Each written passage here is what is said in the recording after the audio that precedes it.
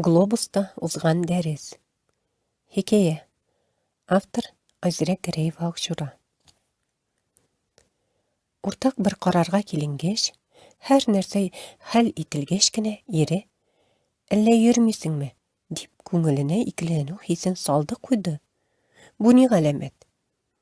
Чит илгә яшәү нияте белән аяк бастың икән, иң беренче мәҗбүрият тел. Тел галимнәрчә әйтсәк, аралашу коралы, тарих, мәдәният, рухи байлык. Кәмәр филолог түгел, алайда аңлата башласа, әллә ниләр әйтер иде. Тыелып калды. Тукта аны ире дәүләт тарафыннан оештырылган бушлай төрек теле курсына үзе үк барып яздырды бит. Нигә хәзер кирле-мырлы сүз сөйләп озатты? Бәлки ул хаклыдыр. Барыбер Төркиядә озак яшәмәсләр. Төрекчәгә өйрәнергә җыелганнар татарча, фарсыча, гарәпчә, русча, инглизчә сөйләшә булып чыкты. Укытучылары Зәйнәп ханым исә төрекчәдән башка телне белми. Әмма аның үз телен яратуында һәм Төркиягә әллә кайлардан җыелган дистәгә якын милләт кешесенә төрекчә өйрәтергә омтылышында һәр кемгә үрнәк фидакарлык сизелә иде. Тәүге очрашуда ук һәр кайсына дустанә мөнәсәбәт күрсәткән урта буйлы, ягымлы, ачык йөзле, кара бөдрә чәчле, озын кирфекле төрек ханымы үзе белән таныштырганда, электән башлангыч сыйныфларда укытуы турында әйтте. Бәлки шуңадыр, каршында үзеннән 10 яшькә өлкәнрәкләр утыруына карамастан, аларны балалар итеп күрде. Дөрес, кайберәүләр аңардан яшьрәк. 30 яшын тутырмаганнардыр әле. Әмма алфавит өйрәнеп утырганга күрә, һәммәсе яңа гыйлем дөньясына аяк баскан 7-8 яшьлек укучыларны хәтерләтәләр шул. Алда утырган укытучыга ничек һәр укучы ачык күренсә, дивар буендагы иң арткы урындыкларның берсен үз иткән ак йөзле зәңгәр күзле татар кызы Кәмәргә исә арттан барысы да бер бүтән булып күренде. Кыз әллә йөрмисеңме дигән сораудан башланган икеләнү хисе белән партадаш утыргангамы, һәр яңа танышын курс узачак бүлмәне, дәресләр билгеләнгән вакытны ичке бер ризасызлык аша кабул итте. Югыйсә бәйләнерлек ни бар? Бер артлы укучы өстәлләре, урындыклар тезелгән, алда яшел такта, бар да бар. Тагын ни кирәк? Сыйныфның тәрәзәсе юк иде. Ярый, 1-2 көн килер дә, курска беренче көнне 3 рус, 2 татар кызы килде. Үзара бик җиңел русча сөйләшеп аңлаштылар. Рус кызларының берсе еракта яши икән. Җитмәсә, иртән әле этләрен йөртеп керү мәҗбүри. Кыскасы, дәрескә йөрмәячәге бик тиз аңлашылды. Ул әллә ничә мәртәбә курсларга язылганын, тик укытучыларны ошатмыйча тел өйрәнүне ташлауы хакында әйтте. Төрек ире белән инглизчә аралашалар икән. Менә, кыз әйткәнчә, укытучы ошамаска бик мөмкин шул. Һәм Кәмәргә дә ире белән аңлашыр өчен төрекчә белү ихтыяҗы юк. Ул татарча белә. Кәмәр буларның икесен дә күңеленә салып куйды. Эт йөртәсе генә юк аның. Калган 2 кызның берсе ирләрчә калын тавышлы, кызу канлысы, Түбән Новгородтан килгән машинист, тыныч һәм сабыр күренгәне Санкт-Петербургтан килгән 2 университет бетергән инженер икән. Озын итәк кигән, яулык ябынган Светлана үзен татар дип таныштырганда, Кәмәр аптырап куйды. Чөнки ул аны рус кызына, теге кызларга караганда да күбрәк ошатты. Гәрчә татарча белмәгән татарлар азмы? Шул ук вакытта Казаннан дигәч куанды. Әмма Казан турында сөйләшә башлаган иде, яңа танышы шәһәр хакында тутырып 2 җөмлә әйтә алмады. Менә сиңа мә, күрәсең, үзен татар дигәнгә күрә генә Казаннан дип таныштырырга уйлаган. Әллә чынлыкта Мәскәүдән, әллә Владивостоктан, әллә инде Үзбәкстаннан һич аңлашылмады. Кыскасы, бу яңа танышларының берсе дә күңеленә ятып бетмәде. Шуннан да курска йөрмәскәме соң? Дәрес бетеп килгәндә Суриялы пар өстәлде. Ире укырга җыена икән. Төрекчәсе яхшырак, хатыны озата гына килгән.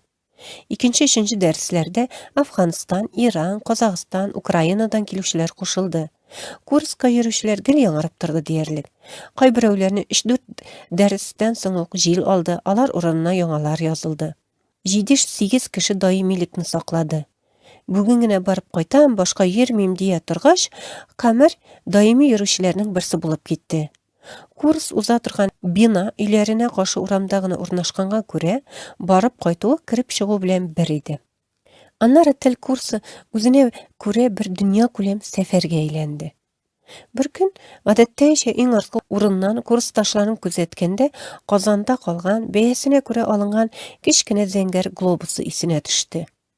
Yer şarının tügerek maketi kitap kibitinin mektep okuşulary için kerek yaraklar dizilgen kiştesinde elle koydan көрünüp turaydı. Magnit gibi tarttı özüne. Bir melge bari tek kitap kibitlerine gine has tınlık hem boşluk içinde yer şarın çitten gözetip turgan elle kemitip toydu özün. Minger şakırımlar Irak'tagı yerlerge barıp qaytdı. Kitapga kirgeni unutuldu. Şundan bir ara qolaşlap almalı zorusun saylargama, ele uç tübüne simalı jinak qına yasalganın alırgama dip uylanıp turgaç, birsin kibitten köterip qaytdı. Bir neçe gün kolundan düşürmedi. Elle neçe mertebe şar buylap beylendi. Annar globus unutuldu. Kitap şkafı kiştesin bizerge yaradı. Globuska qarap qına velikan bula almazsın. İllerini de tizgine gize almazsın. Nişiktir şulay, anın kibittegi kızıktırgıç seri üyde koyadır yukka şıktı da koydu. Kurska yürü başlagaç, her derste diyerlik şul globusunu qabat kulana ala tüsli. Mine bu Türkiye, enetigisi Rossiya, Kazakistan, Ukrayna, Afganistan, Suriye, İran barali, Afrika, Germaniya, Belgiya. Bu yılı globus buylap yalgızı tugul, şul illerde yaşauşiler bilen birge yürü. Bir-birsin qabatlamagan iller, şäherler buylap, tiller buylap, köpke janlyrak, kızıklyrak hem ötemlerek. Yoňa tanışular ularyn türlendirdi, köňüline yoňa toýgular saldı. Kim nersegedir ümtula eken, şunun bir ilişin bolsa da taba diýüleri hak göresin. Tura bara sınıfta Türkçe isenleşu, isimli eýtüden, hal sıraudan tyş, özleri turunda köbrek anlata başladılar. Baştagı mellerde Rossiyadan kelgenler uzara aralaştı. İranlılar, Afganlılar, Suriyalılar ayrım türkümge uyuşup, jyýylyp oturaydı. Zeynep hanımның Türkçeni alga jiberu niyetinden bergen birimleri oraların ýakynaytdy. Terezesiz sınıfta globuska her qaysı ayrım tüske buyap düşürilgen köp sanlı illerinin şikleri akırınlap jyýyldy. Zeynep hanım başkalar bilen sileşe başly eken, iň artda oturgan Kamer orununda kıbırsy başlaganyn özü de sezmey kala. Eýtirsiň, anyň sınıf aldyna çygasy nidir eýtesi kile. Türkçe sileşuwy epizodlyk gına bit. Lekin barybir türkçeni butenlerge qaraganda köbrek aňlawy aňar bir içki üstünlik biri. Türk hem tatar tillerinde elleni kadar ortak sözler bar bit. Qoşak hatta Suriyeli ir garepşe sözler kıstırganda bala çağında bilgen awul ebileri etken iski tatar sözleri iştilip gite hem anı anlaganday bula. Tugan tili bergen mümkünlük bit bu. Turusun etkende eger elikege tatarlar zaman garepşe, farsıça, türkçe bala çağdan irense her qaysı bilen awuz tuturup sileşe alır idisin. Elige azmaz bir-iki sözlerin tыңlaganга, anlaganга tatarga tılmaş kerekmi dip qurulgangan ite. Eli tağı işinden gine tılmaş üz sözün özü tabar dip üstep kuya. Ni deseň de okutuşa kızıla bassa. Özü ýok ise Russiyadan kelgenler bilen gine irkinlep sileşe ala. Kamer Türk tili kursuna kilip, gil tatar tili turundagına uylanyp oturmady elbette. Emme tilese tilemese de ýeşgyny şulay kilip çygaýdy. Okutuşynyň ders sayın her harfke tatar sözleri tizip düşüğü de muňa bir etergeç buldu ahira. A harfi, akyl, akşam, B harfi, burun, baş, J harfi, jemik, janly, jymga, Ş harfi, şerşembe, şeşek, F harfi, fikir, fakir, yazılışlarında, etilişlerinde gine biraz ayırma var. Lekin ortak sözler til ürenüde jiňillik berse de, til ürenüge jiňil qararga digen söz tugul eken şol. Eýtik Zeynep hanım kitapxanadan alıp kelgen 50-60 ýyllarda çykkan türkçe basmalaryny okuw, aňlaw jiňilrek tyýyla aňar. Bugünkü gezetlerini alıp kirse, bir köp tanış tugul sözlerge, özge jümlelerge türtülüp kala.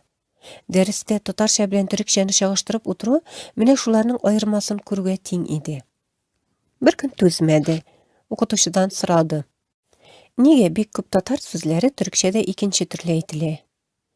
И акыллы баш, татарчаны белмәгән укытучы бу сорауга ничек җавап бирсен инде? Кәмәр урынсыз сорау бирүенә уңайсызланып, үзе үк өстәргә ашыкты. Нигә төрекләр 50-60 ел элек башкача сөйләшкән кебек? Нигә хәзер икенче төрлерәк? Белгечлеге буенча башлангыч сыйныф укытучысы Зәйнәп ханым университет галимнәреннән ким җавап бирмәде.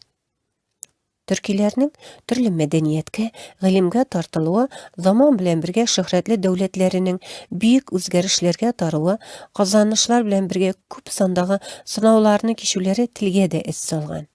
Әмма төрек телләренең нәсел башлыгы ата дел гасырлар дәвамында барлык төрек кардәшләр өчен уртак тарих һәм бүген дә бер кыйммәтен җуймаган дөньядагы бөтен алтын җәүһәрләрдән дә кадерлерәк мирас. Чөнки ул Аллаһның төрекләр итеп яраткан халкына тапшырган әманәтләренең берсе.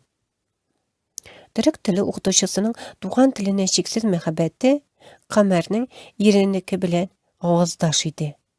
Bir gün irindən җайлап кына сорады ул. Хәтерлисеңме? Беренче көнне курска йөрмисеңме әллә дигән идең? Әйе. Нигә? Татарчаң бозылыр дип курыктым. Кәмәр елхастан көлеп җибәрде. Син минем төрекләр татар телен бозып бетергән дип шаяртып ачулануларым белән килешәсең димәк? Татарчаң бозылмасын да, һәр сүзең белән килешермен. Ире bir гасырдан элегрәк Төркиягә килеп җирләшкән мөхаҗир татарларның дәвамчысы. Әти-әнисе дә үзе дә монда туган. Бабалары теленә мәхәббәте аңар ана сөте белән кергән һәм әманәт буларак буыннан буынга сакланып килгән олуг хис. Ул чит җирләрдә бу әманәтнең ни рәвешле саклануын күреп белеп үскән. Шул ук вакытта кемнәрнеңдер күңеленнән эреп җуелганга күп мәртәбәләр шаһит. Куркуы юкка түгел. Әминә сыйныфта Кәмәрдән соң Әхмәт биргән сорауга Сүрияле Әхмәт укытучыдан җавап ишетелмәде. Мин нигә монда? Төрек телен өйрәнүгә кагылышлы сорау булса, Зәйнәп ханым иң алда утыручы азамат гәүдәле укучысын тиз арада җавап бирер, тегесе һаман төшенми торса, тактага рәсем ясый аңлатыр иде. Булай җавапсыз сорау. Читлеккә ябып куелган кош төрле тарафка бәргәләнгән кебек тәрәзәсез сыйныф эчендә утырганнарның күкрәкләренә бәрелде, тыннарын кысты. Мин нигә монда? Әрнү тулы сорау янә кабатланды. Сорау күкрәккә бәрелде, тынны кысты, әмма һеч кемнең йөрәгенә үтмәде, күңеленә җитмәде төсле. Курсташлар дөнья бәясе торган төрек теле укытучысына яреп, никадәр бер-берләренә карата михрибанлылык, җан җылылык күрсәтсәләр дә, берсенең дә туган илендә югары белем алган, математик укытучысы булып эшләгән урта яшьләрдәге ирнең шарасызлыгын үз җилкәсенә йөк итеп ташыйсы килмәде шул. Үз йөкләре дә җитәрлек иде. Дәшми тыңлый гына утыра бирделәр. Югыйсә барысы аңлады. Яңа танышларының туган җирендә тыныч тормышта яшисе, элеккеге эшенә кайтасы, укучы түгел, укытучы вазифасында утырасы килә аның. Бу хакта үзе дә әйтер иде, төрекчәсе эпитозлык кына. Әлегә исәнләшергә, исемнәрен тутырып әйтергә генә өйрәнәләр бит. Туган телләрендә җиңел аңлаткан кебек, күңелдәгеләрен төрекчә өзеп сөйли алмау. Әгәр ана телләрендә әйтсәләр, сыйныфта утырган бер кемнең дә аңламаячагын белү, бер Әхмәтнең генә үзгә гаҗизлеге түгел иде. Кәмәр Татарстанда укучыларга еш әйтелә торган теләкне күңеленнән кабатлады. Ходаем, тел ачкычлары бир безгә. Төрек теле ачкычларын бир. Курска йөрүчеләр Сүрияле дусларының яңа тормыш башларга тырышуыннан хәбәрдар. Иң очсызга кулланылган җиһазлар табуын ничек тә аңлатып бирә ул. Тәүге дәрескә хатыны белән бергә килүендә хәтерлиләр. Зәйнәп ханым сүзне башкага борырга теләде ахры. Шул вакытны хәтерләтеп, Әхмәтнең хатыны күпкә яшьрәк күренгән искә төшерде. Бәлки дә укытучы кылкын хатын-кыз кызыксынуы 1-2 минутка гына читкә тибәрде. Беренчесе түгелдер дигән сорау күз карашына язылды. Алайда сугыш кечирген кишинин йөрәген ялгыш тилгәләүдән куркыпмы сорашмады. Бик тирәнгә кирип китмәде. Бераз йөзе яктырып киткән Әхмәт әйе диюдән узмады. Камар Әхмәт әрнү тулы сорауын беренче мәртәбә яңгыратканда, моңа кадәр Сүрия турында колагына кергәннәр акылына сарылды. Аның Төркиягә килүе Сүрия сугышыннан кызган бер мәленә туры килде. Һәрхәлдә Россиядагы телерадио каналлар бер туктамый Россия-Төркия-Сүрия мөнәсәбәтләрен чәйнәгән чаклар иде. Әхмәтникенә авыздаш сорау аның да уена килгән иде. Мин нишлим монда? Ул тыныч җирдән үз теләге белән гаилә кору сәбәпле Төркиягә аяк басты. Менә сугыш барган җирдән тыныч илгә күченгән курсташының мин нигә монда дип утыруына бик сәерсенде. Курстагыларның күбесе мухаҗир, үз илләрендә яшәмиләр, матди хәлләре мактанырлык түгел. Арендага тоткан йорт хуҗалары белән һәр кайсының аерым бер маҗара. Россиядән, Украинадан килгән киленнәр генә бу проблема белән әллә ни интекми. Ирләре җирлек кешесе, шуңа күрә дә фатир хуҗалары белән яхшырак аңлашалар, уртак тел табалар, күрәсең. Әфганстан мухаҗирләре ябык кына гәүдәле Самандар һәм аның бераз тулырак тәнле, түгәрәк йөзле ягымлы хатыны Шәрифә дәрескә даими йөрүчеләрдән түгел иде. Ирнең көне-төне эшләгәне дәрескә соңга калуларыннан аңлашыла иде. Шәрифә исә качак балаларын ялгыз калдыра алмый. Аларны карап торучы тапкач, дәрескә ешрак килде. Зәйнәп ханым тумышы белән чит шәһәрнеке булып, арендага үй тотып яшәгәнгә күрә, бу теманы үз итә. Кем кайсы районда, күпме түләп тора, хуҗалары ниндирәк, барысын уртага салып сөйләшә. Төрекчә әйткәндә, дәртләшү инде бу. Күпләр Төркиядә иләренең салкынлыгыннан зарлана.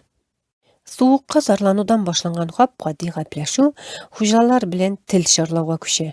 Кемнеңдер арендаторы икенче үй тапканчы куып чыгарган, кемникедер тупас кыланган. Дәрт бүлешкәндә Самандарның берни булмагандай көлеп кенә, «Ә без электрсыз яшибез», дип әйтүе бөтенесенең борчуын сызды ташлады. Кит инде, алай ук булмас.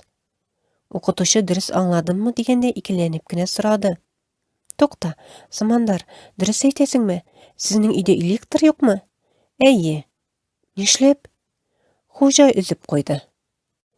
Инсан электрсыз нишләсен? Балалы гаиләнең электрын үзеп куярлармы? Булай юньсезлеккә барырлармы? Урыныннан ялткына торып баскан Зәйнәп ханымның сөрмәле күзләре шардай ачылды. Йөзенә алсулык йөгерде. Шәрифәгә текәлде. Хатын әйе дигән аңлатып баш какты.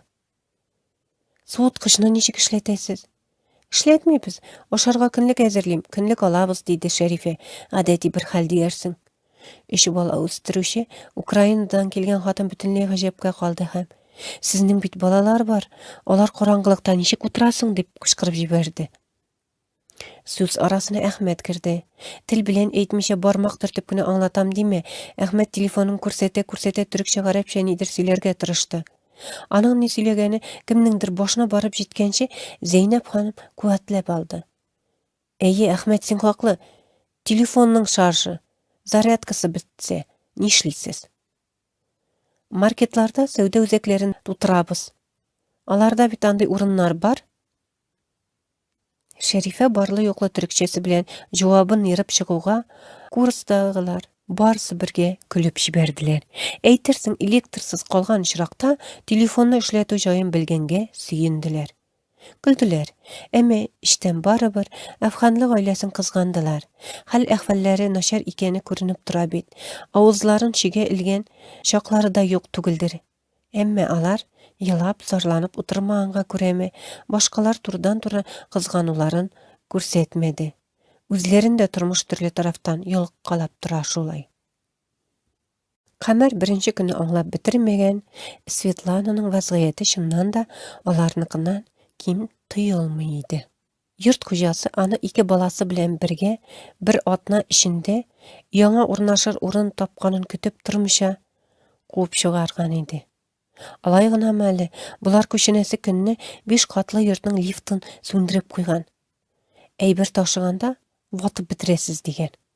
Улы жаны түрк укытучысы шет илдә туганнарыннан еракта яшәгән, яшь килеш 2 бала табып, тормышын ялгыз башы тартып барган һәм Төркияне үлеп яраткан Светлананың җылы карашка, яхшы мөгамәләгә мохтаҗ икәнлеген тойды. Кичкенә уңышына артыгы белән куанды. Киңәшләре белән ярдәм итәргә тырышты. Һәр укытучыга дию бераз арттыру булыр. Әлбәттә, күпчелек башлангыч сыйныф укытучыларына хас сыйфат Зәйнәп ханымда да шулай сизелде. Укучылардан берсен аерым бер якын итү гадәте, күрәсең, аңарда мәктәптә эшләгән вакытыннан ук килә. Курска җыелганнар инде олы кешеләр. Гаепкә алмадылар. Бу тормышта кем-кемне якын итмәгәндә, кем-кемгә дус түгел. Зәйнәп ханым Светлананы якын күрде күрүен. Әмма ул да яңа дустын аңлап җиткермәгән иде. Ялган сөйләсәң, тотылырсың, дөресен әйт сөйләсәң, котылырсың диясе килгәндә, ничектер ипләп кенә үз кызы белән сөйләшкән төсле сораштырды. Светлана, синең әтиең татармы? Юк. Әнең? Юк. Алайса синең милләтең кайсы рус нәселен өйрәнә башлама татарчагар дигән данлыклы гыйбарә бар бит. Светлананың әти-әнисе рус милләтеннән, бер ерак бабасымы шунда татар икәне ачыкланды. Мөселманлыкны ул үз теләге белән кабул иткән. Бу хакта ишеткәч, нечкә күңеле укытучының күзләренә яшь тулды. Хәтта дулкынлануыннан сыйныфта мөселманнар гына утырмаганын онытып җибәрде. Мөселман булып туганнарга күпкә уңай. Менә Светлана кебекләрнең барын онытмыйк. Никадәр хәерлек диде. Башкалар әллә укытучыны аңлап җиткермәде, әллә аңлап күзләрен йомды. Ни ныклап хуплаучы, ни каршы чыгучы күренмәде. Һәм динен, һәм милләтен үзгәртә алган кешене беренче мәртәбә очратулары түгел идеме, һич тавыш-тыннарын чыгармадылар. Үзгәрткән дип, бәлки ул асылына кайткандыр шулай. Төркемдә мөселманга никах белән кияүгә чыгып, чиркәүне ташламаган кызлары да бар әле. Әле бер көн тәнәфес вакытында русча белгәннәр үзара сөйләшеп тордылар. Төркия документлары турында сүз киткәч, берсе сумкасыннан документын алып күрсәтте. Анда Клавдия дигән кызның ире төрек, дине христиан дип язылган иде.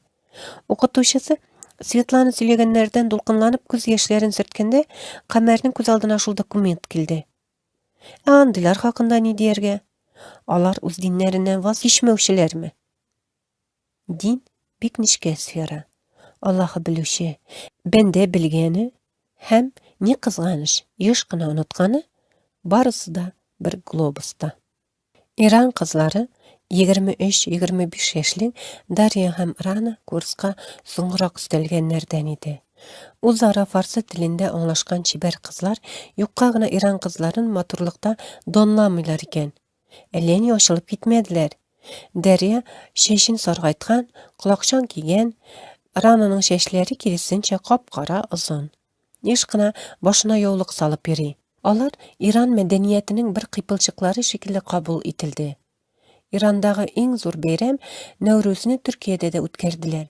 Бу уңайдан Рана курсташларын Иранның тел йотарлык татлылары белән сыйлады. Шулай ук музыка теле барлыгын алар аңлатты. Рана бер дәрестә музыка уен кораллары турында сүз киткәч, Сантур белән таныштырды. Милли уен коралына мәхәббәте күзләренә ут якты.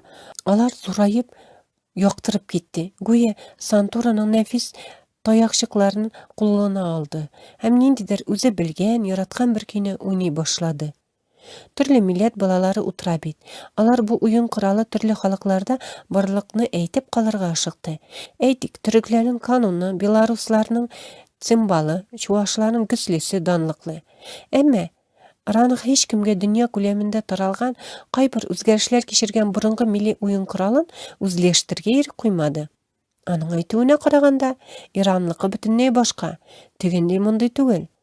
Менә WhatsApp-тан уртак төркемгә видеолар җибәрәчәк, тыңлап карарсыз. Әлбәттә, Иран кызы юллаган Сантур көйләре шәрык дөньясының кабатлан ахәңен, авазын, тембрын ишеттерде. Музыкага гашык, туган илендә калган, уен коралын үлеп сагынган иптәшенә ярем, Дарья үзенең хыялы белән уртаклашты. Баксаң, ул да музыка белән җинләнгән бер кыз икән. Türkiye тавышы, ол сіз Türkiye деген Türkiye'de бик популяр жыр конкурсында катнашырга хыяллана. Дәрістен соң сәләтен сынап карарга теләгәннәргә әллә ни ялындырып тормады. Калын тавышы белән үз телендә җырлап җибәрде. Гөрләп яңгырап чыккан тавыш тәрәзәсез сыйныф ишендә кысылып калды кебек. Бу яңгыравык тавыш зур сәхнә сыры иде. Курсташлары рәхәтләнеп кул чапты. Һәр абруйлы жюриның борылачагына ышандырып, Төркия тавышына фатиха бирде. Шуннан кызлар курста әллә ни тоткарламадылар.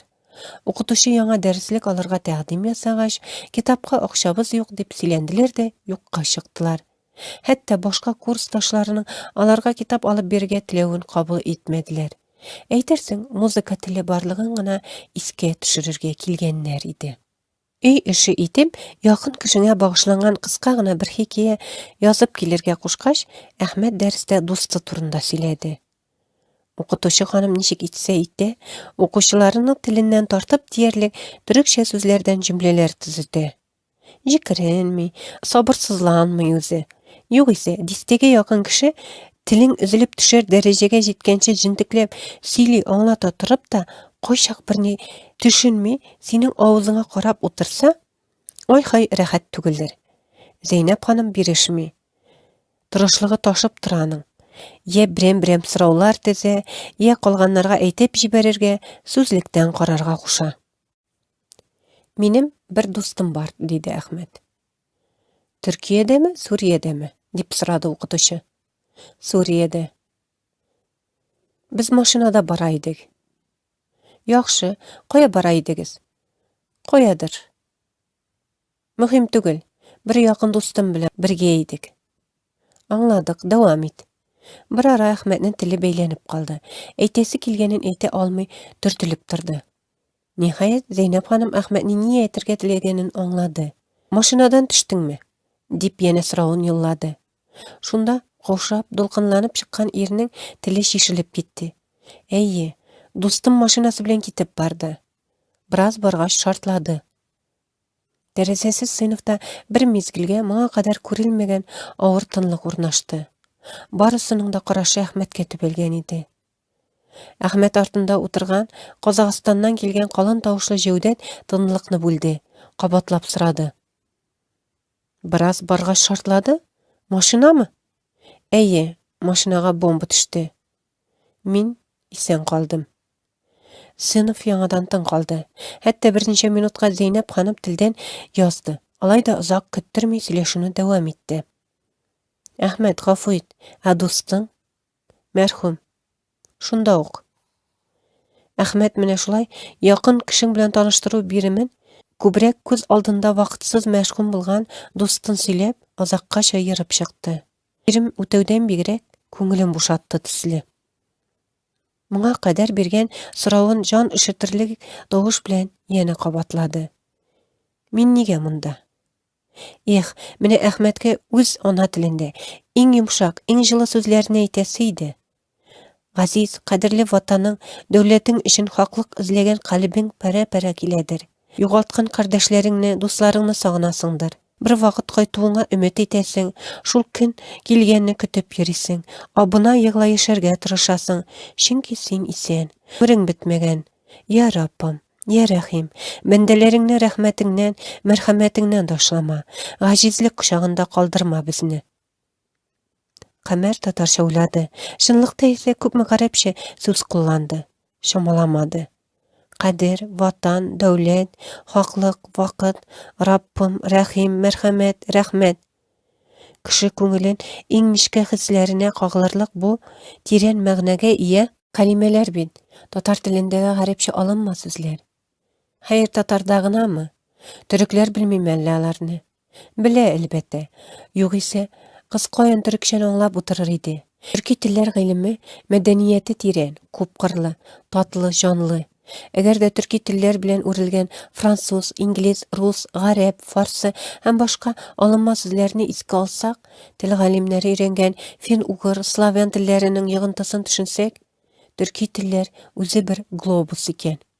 Камер гарәпчә белмәве өчен кайгырганда, башкалар исә ни әйтергә белми торганда, сәясәтче исемен алган Җәүдәт сөйләшүне үз кулына алды. Казакстаннан хатыны белән килгән, дәрес дәвамында укытучыга Төркия сәясәтенә, икътисадына бәйле сораулар биреп, фаразлар ясап утырырга яраткан җәүдән гадәттәгечә тел тешләмәде. Ул вакыт-вакыт Зәйнәп ханымны Төркиядәге төрле партияләрнең эш-гамәлләрен сораштырып, кыен хәлгә куя иде. Ни дисәң дә, укытучы дәүләт мәркәзендә рәсми вазифада эшли, фикерләре белән уртаклаша башласа, үз карашларын укучыларына таккан диярләр. Дөрес, кайбер партия әгъзаларын сүгүдән көч-хәл белән тыелып кала. Җәүдәтне күп сөйләшүдән туктата. Сүз артыннан сүз иярә чыгып, тирәнгәрәк тә кирип киткән чаклары бөтенләй юк түгел. Курска исә эшсезлектән вакыт уздырыр өчен генә йөри сыман. Ул үзе милләте буенча әзер ишенлыкта рухы карашлары белән Россиянин күренә. Россия дип язылган, Россия байрагын хәтерләткән ак зәңгәр фанга кызыл бизекләр төшерелгән өс киеме шул хакта әллә кайдан кычкырып тора. Менә шул кешедән көтелмәгән сорау яңгырады. Әхмәт, әйт әле, менә Россиядә бер төрле сөйлиләр, Төркиядә башкача аңлаталар. Син үзең Суриядә туган, яшәгән кеше. Нилектән сугыш башланды? Әхмәт тирәнгә кирип китмәде. Ул бар бер җөмлә әйтте. Башка илләр кысылмаса, без үзара бер карарга килер идек. Һәм тавыш алай зурга китмәс иде. Бу аның теге дәресләрдә кат-кат яңгыраган соравына җавап шикелле ишетелде. Укытучы Әхмәт сөйләгән вакыйгадан ниһаять аңына килде. Дәүләтнең сәясәткә кирип барганына каршы чыгып, сөйләшеп утырмаска кушты. Аннары әфханлыларның үй эшен тикшерүгә күчте. Самандар якын кешесе әтисен сөйли башлады. Фотосын күрсәтте. Әтисенең 4 хатыны, бик зур сәүдә бизнесы, 20ләп кибете бар икән. Хатыннары, балалары барысы бергә 12 катлы йортта яшиләр. Самандар иң олы малай, бөтен байлыкның варисы имештер.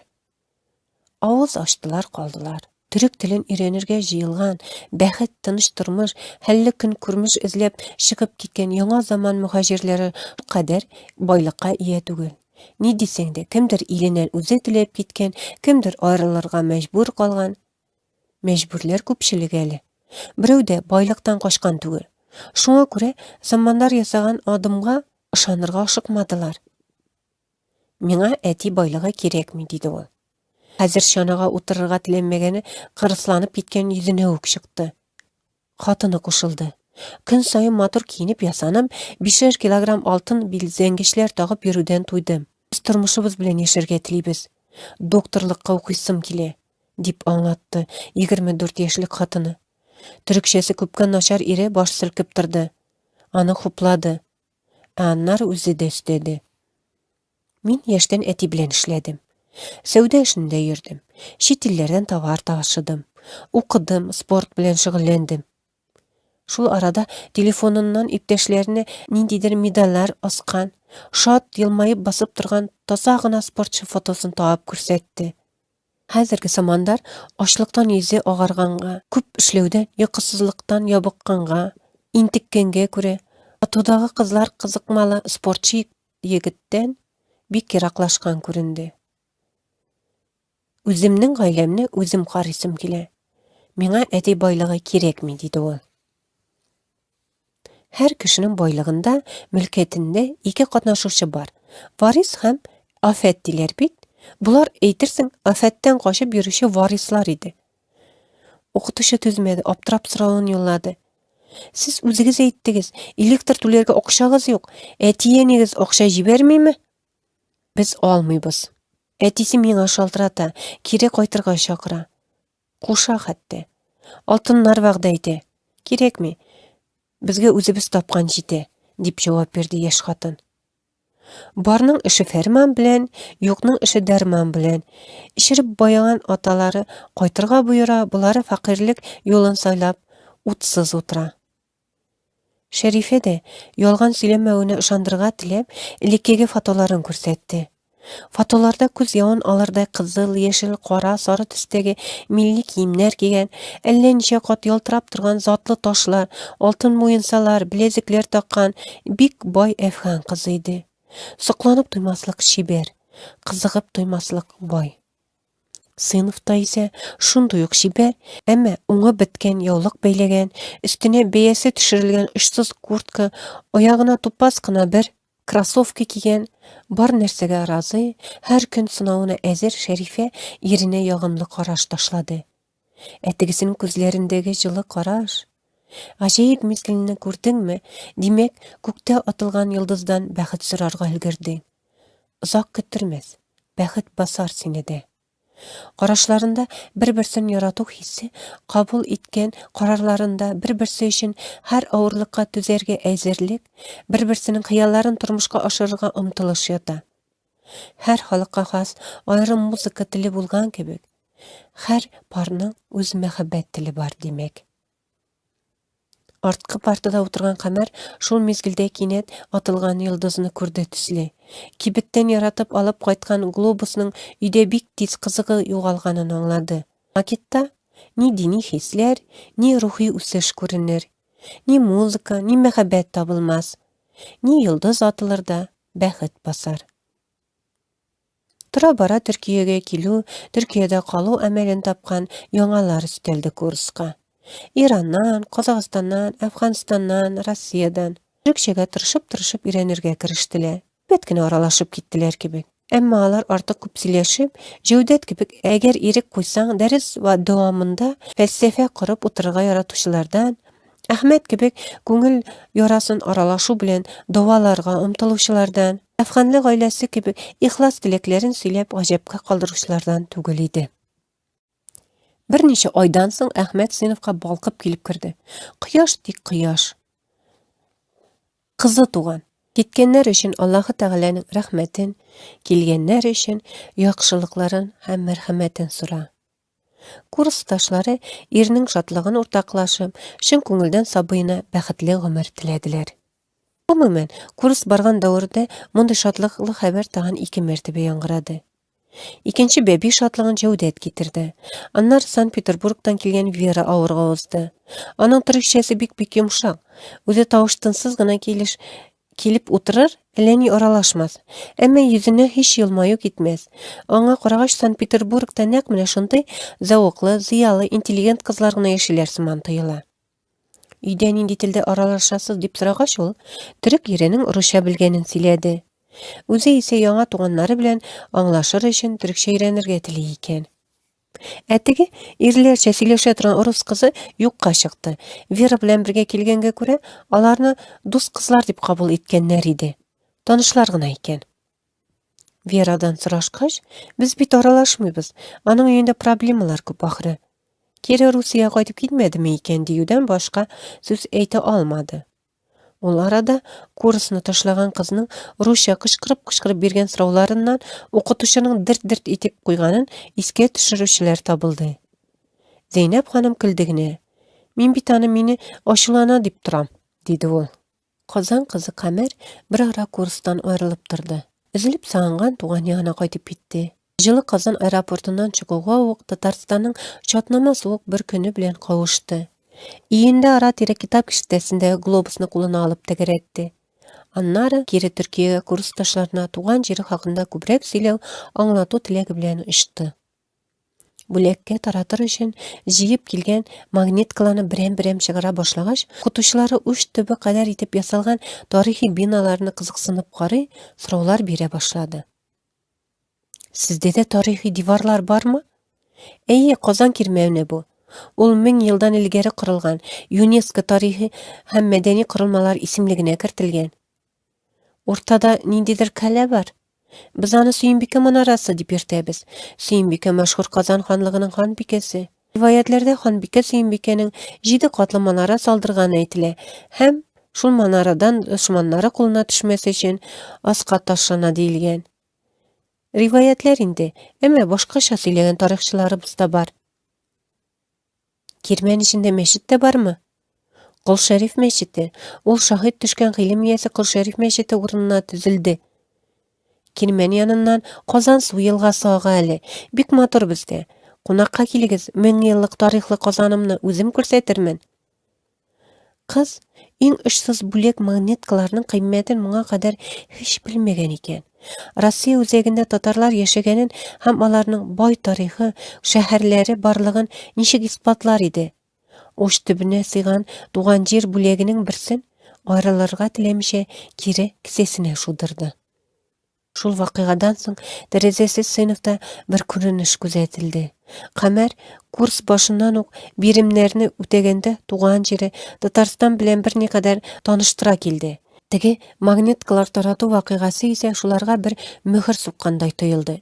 Әйтерсең şul күнü Globusta Tatarstan Qozan көрүндü.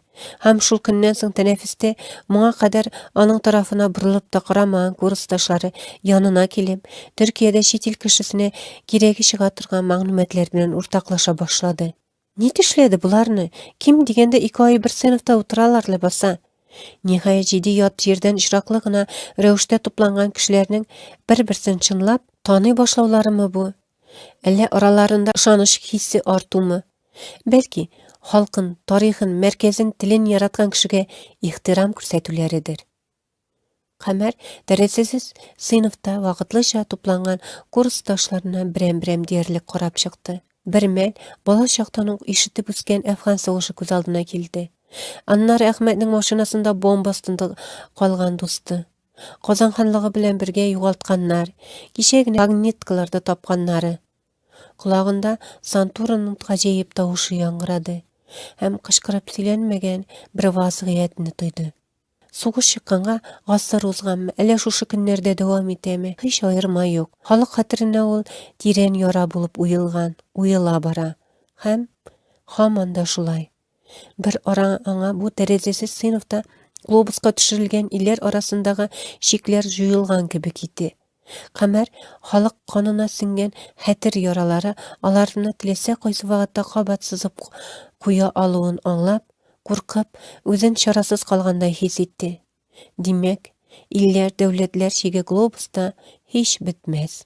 Globusta görünmegen başka bir özge hakikat Kamerning köňüline ýazyldy. Sınıfga terese ýasamışa okuşylaryny ýasalma ýaktylyk bilen kaldyrgan tisli, başkalarının tillerin şiklerge tırışuşçılar dünyada tabılıp tura. Emme til boylukka, hayırşilikke, hiç bir şartlarga beyli tügül. Türki tiller tabigatları bilen uk şiksizlikke ýe. Bu ata tilden uk kilgen şiksizlik. Döwürlerden üstün kala biri. Şuluk wagtda dilese goýsa til şigen her insan özü kuyarga, özü bitirirge seletli. Hatta terezesiz sınıfta oturup-da. Merhametli Türkiye kuşağına sığıngan türlü il, devlet kişileri, Tatarı, Kazakı, Farsıyı, Garebi bir niye kıramasdan Türkçe kalim yatlı. Yürekleri ise ana til, tuğan til degen emanet sagında. Tuğan tilingni buza körme, tuğan tilingni unuta körme. Hikaye tamam.